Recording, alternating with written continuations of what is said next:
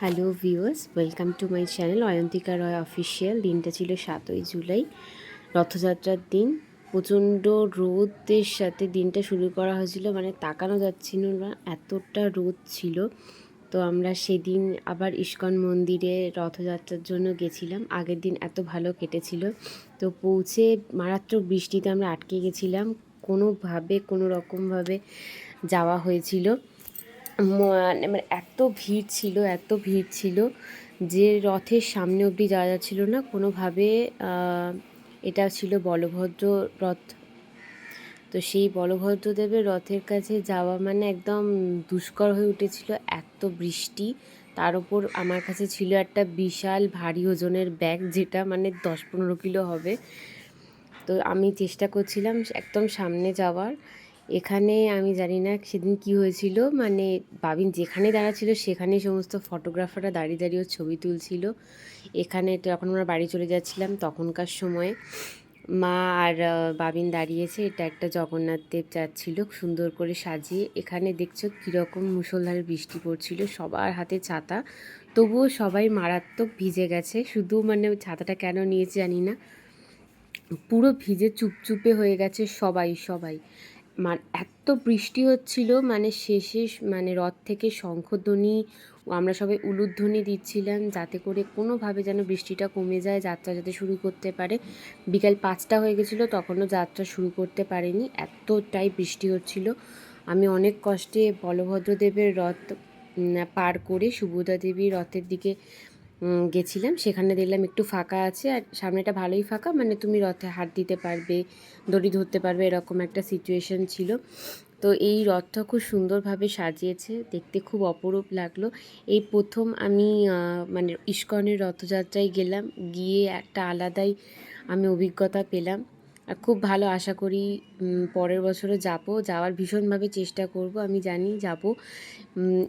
দেখতেই পাচ্ছ কি সুন্দর করে সাজিয়েছে। এই হচ্ছে রথের দড়ি আমি ধরেওছি, টানার চেষ্টা করেছি। আর সামনেই ছিল জগন্নাথ দেবের রথ, সেখানে মানে যাওয়ার বিন্দুমাত্র রাস্তা ছিল না, মানে মাছি গলারও জায়গা নেই, পুরো মানে একদম টাইট রাস্তা যাকে বলে। আমি দেখো চেষ্টা করেছি যাওয়ার, মানে একটা মানে মাছি কেন, মানে কি বলবো, একটা সুতো গলারও রাস্তা নেই, এত ভিড়। তার উপরে প্রেসের লোকেরা, পুলিশ, মানে একদম পুরো রাস্তাটাই পুরো ঘিরে রেখে দিয়েছে, কোনোভাবেই কোনো যাওয়ার পেলাম না। তাই মা বাড়ি যাওয়ার সময় খুব মন খারাপ করে বলছে যে যাই হোক জগন্নাথ দেবের একবার দর্শন পেলাম না। মানে আমরা বাউন্ডারি দিয়ে চলে যাচ্ছিলাম ঠিক সেই মুহূর্তে। এখানে দেখো একটা কি সুন্দর জগন্নাথ দেব সাজিয়েছে, আমি এর কাছে গেছিলাম, ওরাও অনেক দূর থেকে এসছে, বলল নিত্য সেবা করে জগন্নাথ দেবের। তো যেটা বলছিলাম, আমরা বাড়ি যাওয়ার সময় মা বলছে, মানে মায়ের রীতিমতো কান্না পেয়ে গেল যে আমরা এতটা কষ্ট করলাম, এতটা এলাম, জগন্নাথ দেবের রথের কাছে যেতে পারলাম না, জগন্নাথ দেবের দর্শন পেলাম না। ঠিক সেই সময় কোথা থেকে জানি না, মানে আমরা বেরোতে যাব ওই ব্যারিকেডগুলো দিয়ে, ঠিক সেই ব্যারিকেডের সামনেই হঠাৎ করে একজন প্রভু দেখলাম, একটা ছোট্ট জগন্নাথ দেব সাথে করে নিল। সেটা ফটোটা তোমরা একদম সবার ফার্স্টে দেখলে, সুন্দর করে সাজিয়ে। আর মা জিজ্ঞাসা করেছে আমি কি পায়ে হাত দিয়ে প্রণাম করতে পারি, বলছে হ্যাঁ অবশ্যই, কেন পারবেন না। তো মা পায়ে হাত দিয়ে প্রণাম করার সময় রীতিমতো কেঁদে ফেলেছে যে আমার শেষ মনে ইচ্ছাটা এখান থেকে যাওয়ার আগে, ঠিক ব্যারিকেডের আগেই পূর্ণ করে দিল জগন্নাথ দেব। কোথাও দূর দূরান্তে কিন্তু কোনো কেউ ছিল না, হঠাৎ করে আমরা বেরোতে যাব, ঠিক আমাদের সামনে একজনই ছিলেন প্রভু, সে নিয়ে এলো জগন্নাথ দেবকে, দিয়ে এসে আমাদের দর্শন করালো। তো সেই দিনটা, সেই অনুভূতিটা আমি কোনো দিনও ভুলতে পারবো না। তারপরে ওদেরকে এক জায়গায় দাঁড় করিয়ে গেছিলাম বৃষ্টির জন্য, তারপরে দেখছো বাবিন পুরো ভিজে চুপচুপ হয়ে গেছে, মাও তাই। তো আমরা ওকে আবার সুভদ্রা দেবী রথের ওখানে নিয়ে এলাম রথ টানানোর জন্য। ও খুব এক্সাইটেড ছিল যে রথটা হয়তো চলবে, ও টানবে, বাট সেটা হলো না, কারণ কাতারে কাতারে লোক।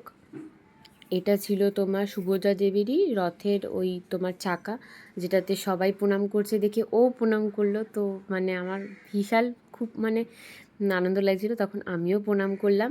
ওই বললাম নামকে বাঁচতে ছাতা নিয়ে রেখেছি, বাট পুরো ভিজে চুপচুপে সবাই, প্রত্যেকে ছাতাটা সবাই খুলেছে, আমিও খুলে রেখেছিলাম কেন জানি না। এখনও তাই দেখছি যে ভিজে গেছি, তাও ছাতা মাথায় ধরে আছি, কেন জানি না। এখানে আমরা এক এক করে সমস্ত রথের চাকায় প্রণাম করছিলাম। মা করছিল, মায়ের সাথে সাথে বাবিনও করছিল। ওকে কিন্তু আমরা কেউ বলিনি প্রণাম করতে, আমরা করছি দেখে ও করছে, মানে এই জিনিসটা আমার খুব ভালো লাগলো। তারপরে আমরা এখানে, এটা ছিল তোমার বলভদ্রদেবের রথ ছিল এইটা। এই রথটা টানার চেষ্টা করছিল ও। ও বলছে চল চল, চলতে থাকো চলতে থাকো। আমরা বলছি চলবে না বাবা এখন। তো এখানেও ও দাঁড়িয়েছিল, রথ টানার ওই তোমার দড়ি ধরে টানছিল। তো এখানে স্টোরিগ্রাফার দাদা ছিল, তথাগত দা। আমি বুঝতে পারিনি, হঠাৎ দেখছি টুটুর মানে বাবিনের ছবি তুলছে। তো এবার আমি দেখছি যে প্রথমে খেয়াল করিনি, আমি বললাম এমনি হয়তো ছবি তুলছে। তারপর দেখলাম যে বাবিনেরই ছবি তুলছে। ইভেন বাবিনকে এই তথাগতটা দাঁড়িয়ে আছে স্টোরিগ্রাফার। তো তারপরে দেখলাম বাবিনেরই ছবি তুলছে। আমি বললাম যে দাদা তোমাকে চেনা চেনা লাগছে, তুমি তোমার ইনস্টাটা একটু বলবে? তখন বলছে যে হ্যাঁ আমি তথাগত স্টোরিগ্রাফার। আমি বললাম ও আচ্ছা আচ্ছা, আমি তো দেখি তোমার অনেক ফটো ক্লিক, খুব ভালো লাগে। তো এই একটা ছিল রথযাত্রা। দেখবে তোমরা স্টোরিগ্রাফার দাদার চ্যানেলেতে ইনস্টা পেজে দিয়েওছে বাবিনের ফটো। আর এই যে সেই জগন্নাথ দেব, যেটা আমরা বেরিয়ে যাওয়ার সময় প্রণাম করতে পেরেছিলাম।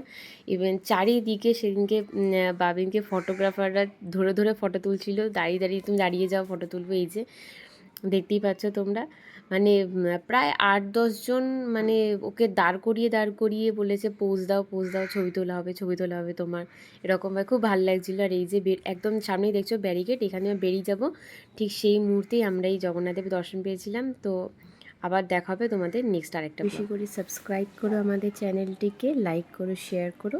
দেখা হচ্ছে তোমাদের নেক্সট আরেকটা ব্লগ নিয়ে। তো চলো টাটা।